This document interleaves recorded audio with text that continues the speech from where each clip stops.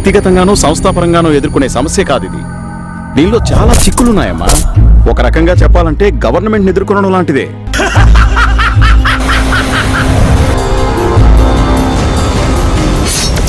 ఏంటయ్యింది?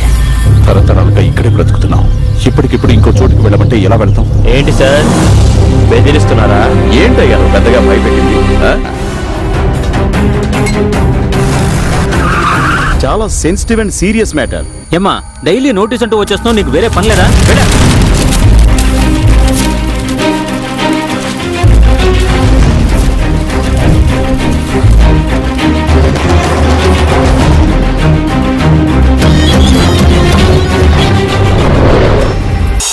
Case ముగిసే వరకు అక్కడికి వెళ్ళి మీరందరూ పని చేసుకోండి. కానీ నేను పంపించానని మాత్రం ఎవరికీ చెప్పకూడదు.